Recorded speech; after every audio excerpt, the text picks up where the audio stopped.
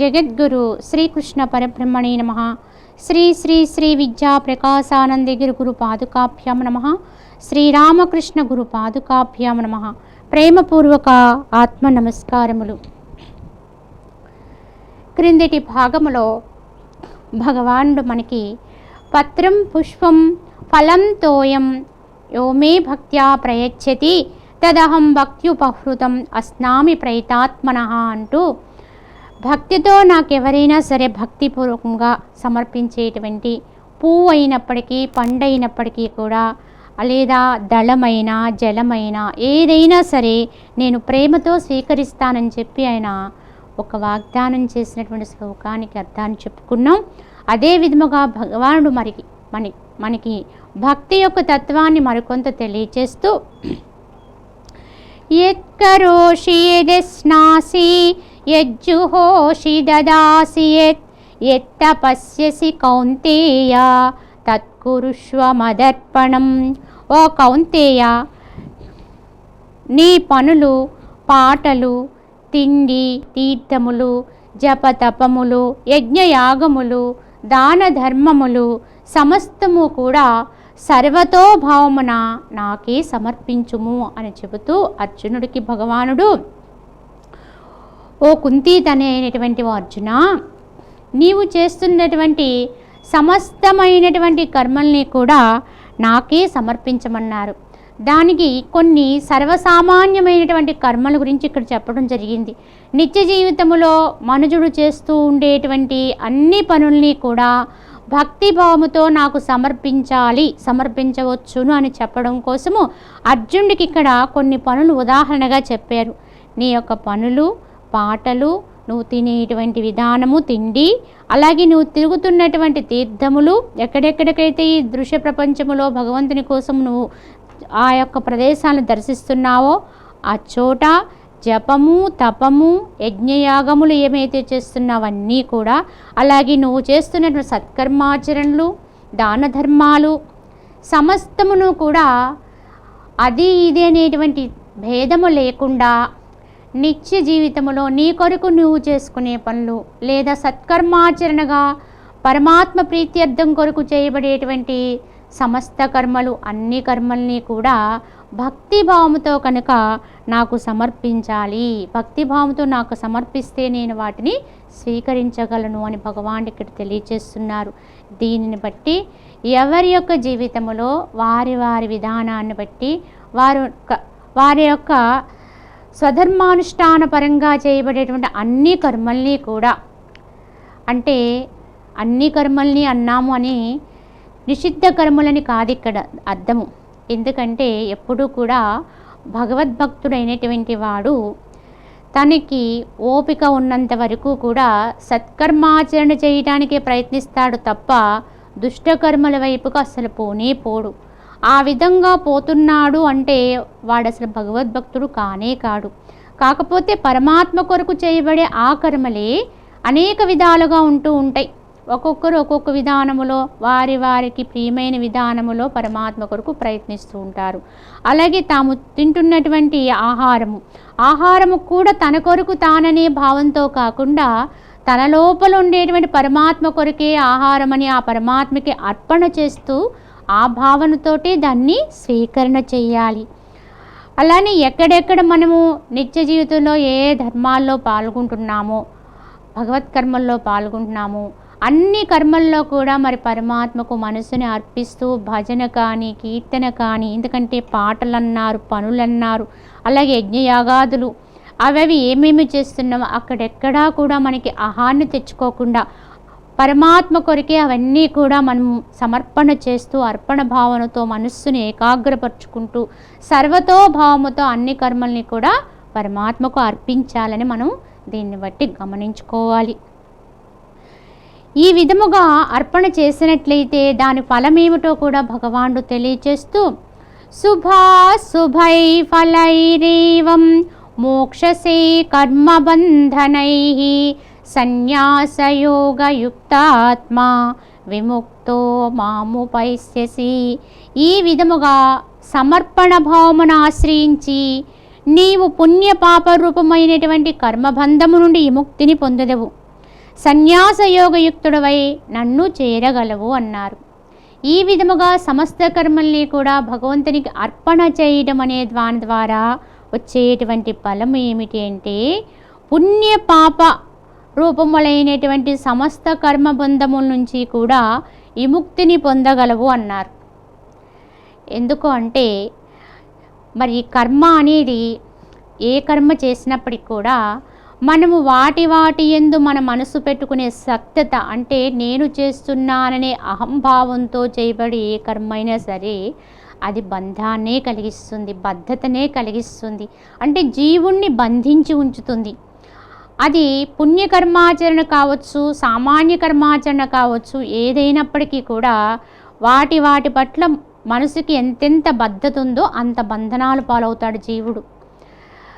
మరి అలా బంధనాలు పాలు కాకుండా ఉండాలంటే అన్ని కర్మల్ని పరమాత్మకు అర్పణ చేయటమే, తన కొరకు తాను కాకుండా సమస్త కర్మల్ని కూడా భగవంతునికి అర్పణ చేయటమే. అందుకే ఇక్కడ పుణ్య పాప రూపమైన కర్మబంధముల నుండి అన్నారు. ఇక్కడ అంటే పుణ్యకర్మల వల్ల కూడా బంధనమే వస్తుంది. ఎప్పుడు నేను అనే భావన పెట్టుకుని అహంకారంతో అంటే కర్తృత్వ భావనతో కనుక చేసినట్లయితే, ఫలమును ఆశించి చేసినట్లయితే పుణ్యకర్మల వల్ల కూడా జీవుడికి వచ్చేది బంధనమే.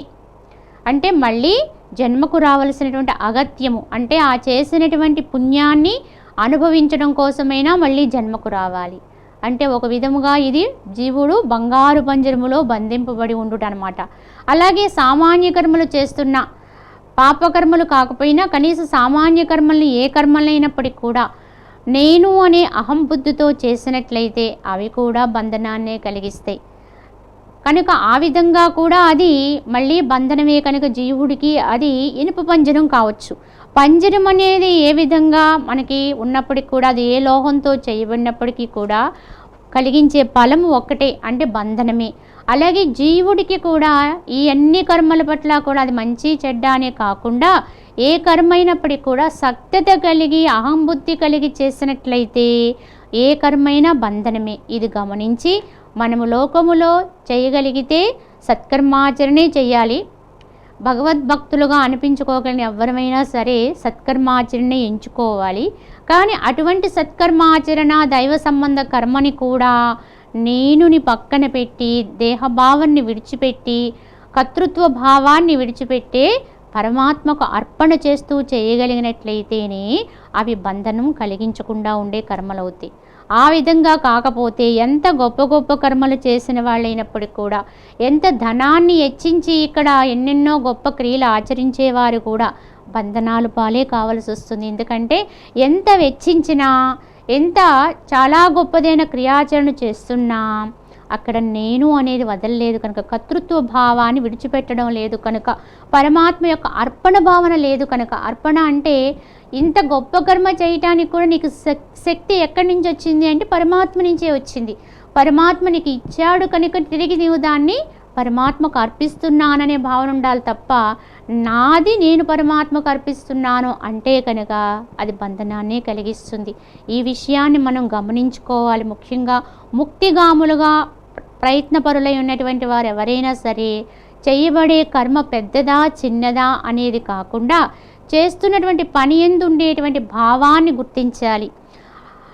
అది అందరూ కూడా గమనించుకుని ఆయా కర్మల్ని ఆ విధంగా సక్తత లేకుండా చేసినట్లయితే అన్ని బంధనాల నుంచి విడిపడగలుగుతాము.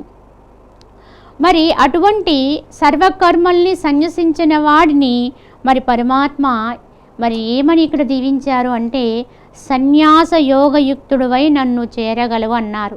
అటువంటి వాడిని సన్యాసి అన్నారు.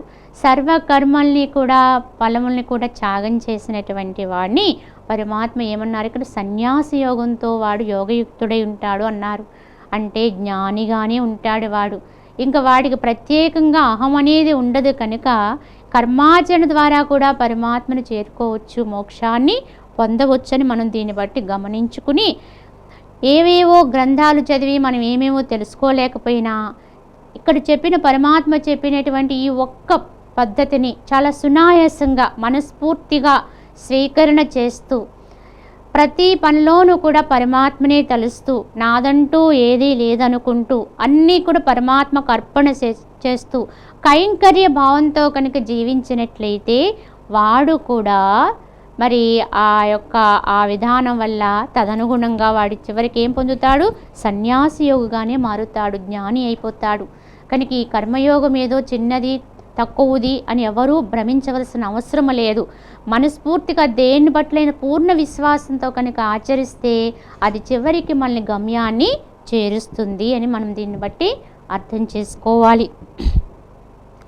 అలానే పరమాత్మ కూడా ఈ యొక్క భావాన్ని మరొక్కసారి మనకి వివరణ చేస్తూ, సమోహం సర్వభూతేషు నమే ద్వేష్యోస్తి న ప్రియః ఏ భజంతి తుమాం భక్త్యా మయతే తేషు చాప్యహం.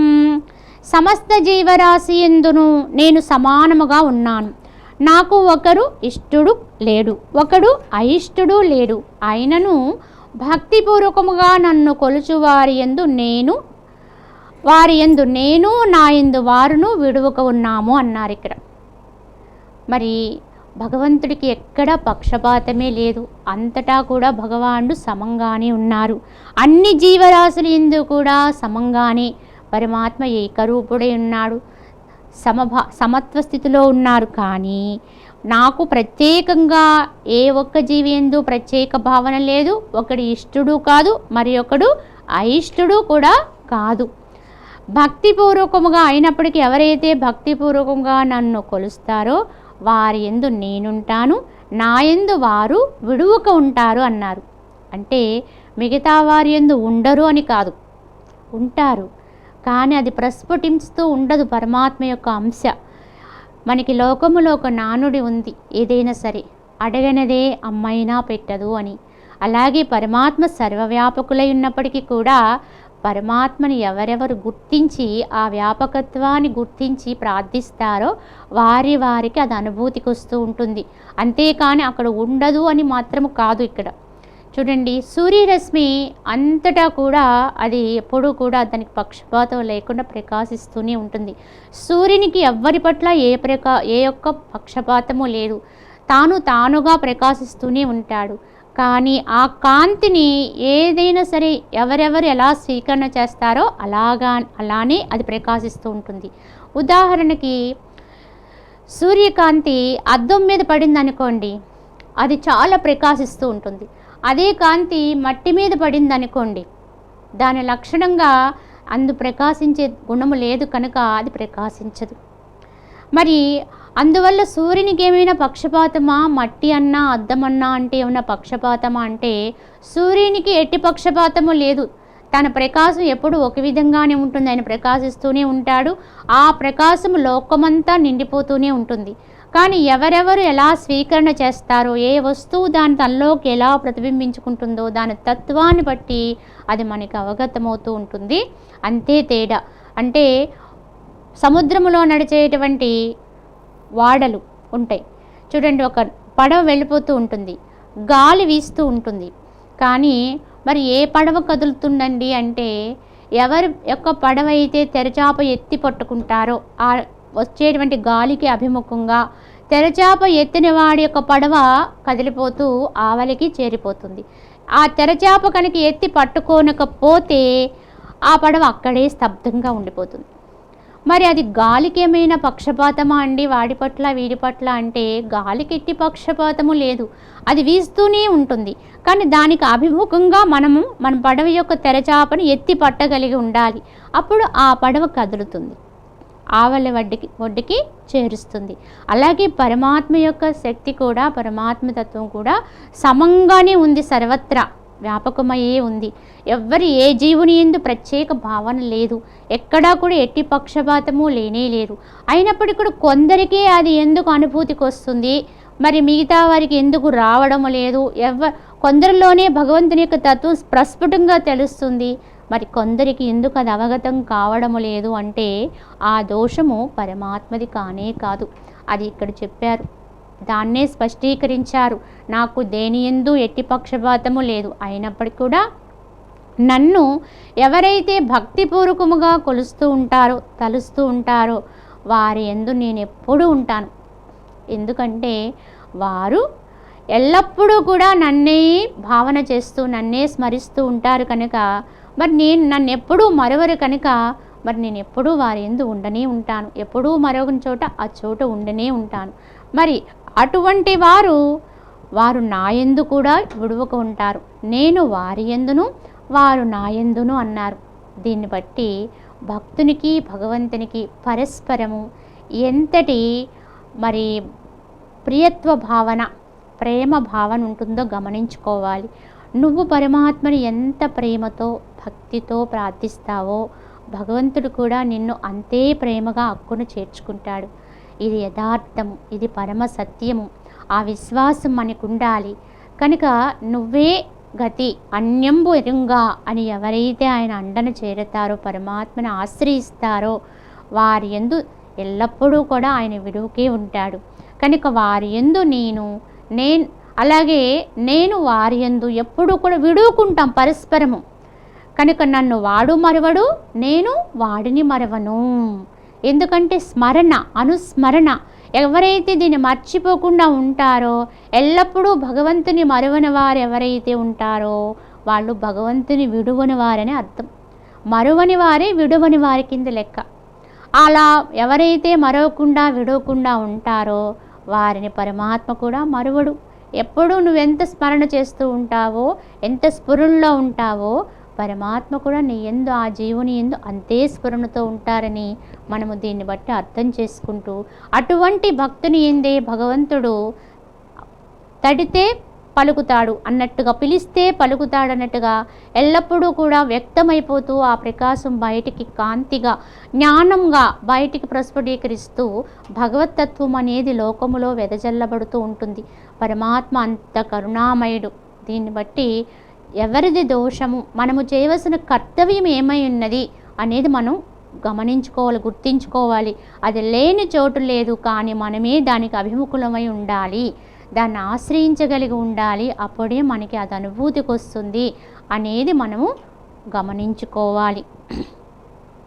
అలా ఆశ్రయించినటువంటి వారి యొక్క స్థితిని గురించి పరమాత్మ ఎరిగిస్తూ, అపి చేత్సు దురాచారో భజతే మామనన్యభాక్ సాధురేవ సమంతవ్యః సమ్యక్ వ్యవసితో హి సహ.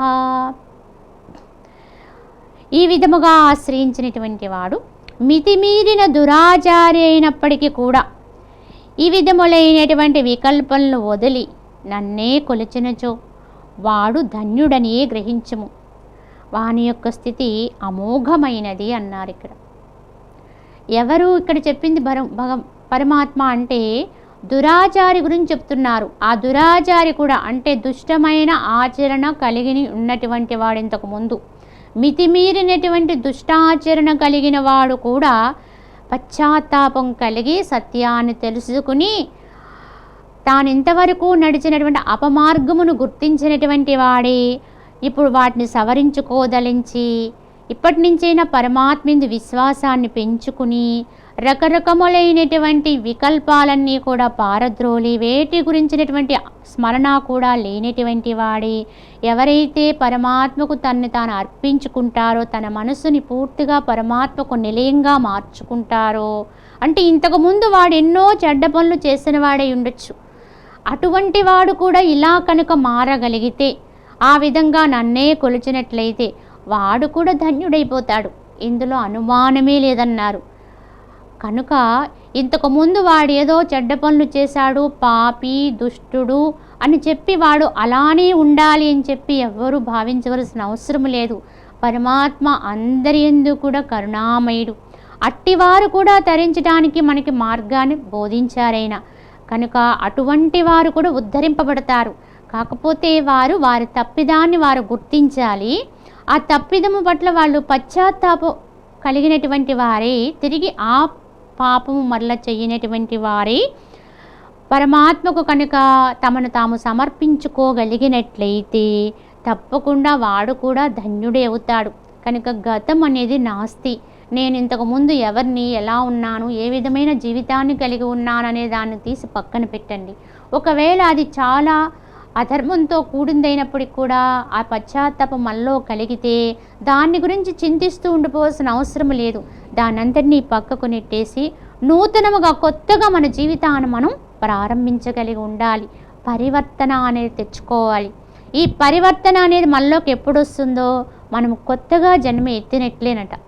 ఆ కొత్త జన్మ అంటే ద్విజత్వాన్ని పొందుతాడు అంటారు. పరివర్తనే ద్విజత్వం అని చెప్తారు. అంటే ఏమిటి ద్విజత్వము అంటే? లోకములో మనకు తెలిసిన అర్థం ఏమిటంటే బ్రాహ్మణత్వము అని అర్థం. మరి బ్రాహ్మణుడైనటువంటి వారికి ద్విజుడు అని ఎందుకు పేరు వచ్చింది అనేది మనం గ్రహించినట్లయితే, బ్రాహ్మణు అంటే వాళ్ళ జన్మతః బ్రాహ్మణ కులములో పుట్టినప్పుడు తప్పకుండా వారికి 2 జన్మలు ఉంటాయంట. అంటే వారు పుట్టుకతో వచ్చినటువంటి జన్మ ఒకటి అయితే తర్వాత వారికి ఉపనయనము అనేటువంటి ఒక క్రియ జరుగుతుంది. ప్రతి వారికి కూడా విధిగా నిర్వర్తిస్తారు. ఉపనయనము, నయనము అంటే కన్ను, ఉప అంటే సమీపము, సమీపమునుండేటువంటి నయనమును తెరిపించేటువంటి క్రియ అది ఉపనయనము. అంటే ఎవరికి సమీపము అంటే పరమాత్మకు చేరువలో సమీపంగా ఉండేటువంటి నేత్రాన్ని అంటే జ్ఞాన నేత్రాన్ని తెరిపించటానికి చేయబడేటువంటి క్రియ అది. దాన్ని ఉపనయనము అన్నారు. అంటే బ్రాహ్మణుడికి ఎప్పుడైతే ఉపనయనం అనేటువంటి క్రియ ఆచరించి అతనికి గాయత్రి మంత్రోపదేశం చేయబడుతుందో అప్పటి నుంచి వాడు నిజమైనటువంటి బ్రాహ్మణుడుగా, ఉత్తముడుగా, మరి వివిధ కర్మాచరణలకు వాడు అర్హుడుగా భావిస్తూ ఉంటారు. అంటే వారిలో అప్పటి నుంచి జ్ఞాననేత్రం అనేది వికసించడం ప్రారంభమవుతుంది. యథార్థముగా ఆ ఉపనయన సమయంలో వారికి ఉపదేశించినటువంటి అనుష్ఠానానంతటినీ కూడా వారు ఆచరించినట్లయితే తప్పక వారు ఈ జన్మలోనే కడతేరిపోతారట. అంతటి గొప్ప క్రియ అట అది. అందుకే బ్రాహ్మణ జన్మ అంత ఉత్తమం అని చెప్పడానికి కూడా కారణం అది. అయితే దాన్ని మరి ఇప్పుడు ఎంతమంది సార్థకం చేసుకుంటున్నారు అంటే ఆ ప్రశ్నకు మనం సమాధానం ఇయ్యలేం. ఎందుకంటే ఈ రోజున అందరము కూడా చెప్పాలంటే వర్ణాశ్రమ ధర్మాలు ఎంతవరకు మనం ఆచరిస్తున్నామంటే దానికి సమాధానం లేదు. ఎవ్వరూ కూడా ఈ రోజున వర్ణాశ్రమాన్ని పాటించేవారు లేరనే చెప్పొచ్చు. ఇంచుమించుగా ప్రతి వాళ్ళు కూడా అన్య ధర్మాలకు పోతూనే ఉన్నాం. కనుక స్వధర్మంలో మన అనుష్ఠానానికి మనం విలువ ఇవ్వలేకపోతున్నాం. ఈ విధంగా బ్రాహ్మణ జన్మకు వచ్చి కూడా వారికి ఉన్న అవకాశాన్ని చేజార్చుకునేవారు లోకంలో ఎంతోమందిని మనం చూస్తున్నాం. వారు ఒక సామాన్య మానవుల వలె మరి వ్యవహారం చేస్తూ దేనికి దూరంగా ఉండాలో వాటికి దగ్గరైపోతూ వారినిచ్చే అనుష్ఠానం ఏదైతే ఉందో దాన్ని పక్కకు నెట్టేస్తూ అసలు తాము యొక్క స్థితి తాము మర్చిపోయినటువంటి వారై ఉన్నారు. మరి వారికి మనము ఏ విధంగానూ వారిని విమర్శ చేయలేం, కానీ హెచ్చరిక మాత్రం చేయగలం. ఎందుకంటే వారికి వచ్చినటువంటి ఒక సదవకాశం అది. అటువంటి వారికి పరమాత్మ కల్పించిన అనేక జన్మల పుణ్య పరిపక్వత వల్ల అటువంటి అర్హత కలిగిన జన్మ ప్రసాదింపబడుతుంది. మరి అటువంటి జన్మ ప్రసాదింపబడినప్పుడు దాన్ని సద్వినియోగం చేసుకోగలిగితేనే వాడు ఉత్తమోత్తముడవుతాడు, ఉత్తమోత్తమ స్థితిని పొందగలుగుతాడు. అంటే బ్రహ్మమునందు నిష్ఠ కలిగిన వాడినే బ్రాహ్మణుడు అనవచ్చు అని అంతరార్థం కూడా చెప్తారు. ఒక విధంగా బ్రాహ్మణుడు అంటే భగవంతుని యందే నిష్ఠ కలిగిన వాడని చెప్పొచ్చు.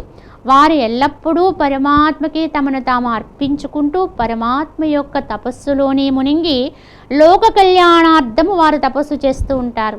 అప్పుడు ఈ లోకమంతా కూడా వారికి ఏమేమి అవసరమో అది వారికి చూడవలసిన బాధ్యత లోకములో ఇతరుల జనుల మీద అది తప్పక వారికి బాధ్యత అయి ఉన్నది. ఎప్పుడు బ్రాహ్మణుడు ఆ విధంగా ఉన్నప్పుడు ఇతర వర్ణాల్లో ఉండే జనులందరూ కూడా వారిని పరిపోషిస్తూ ఉండాలి, వారి యోగక్షేమాలు చూస్తూ ఉండాలి. వారేమో లోకములో అందరి యొక్క క్షేమం కొరకు భగవంతుని ప్రార్థిస్తూ ఉండాలి. ఇది యథార్థముగా మనకి పూర్వీకులు పెట్టిన ధర్మం. కానీ ఈ ధర్మాన్ని మనం పూర్తిగా ఈరోజు తిరగరాసేస్తున్నాం. అది తర్వాత విషయం. అయితే ఇప్పుడు బ్రాహ్మణుడికి మరొక పేరు ఏమిటంటే ద్విజుడు అన్నారండి. అంటే రెండవ జన్మ ఎత్తినవాడు అన్నారు.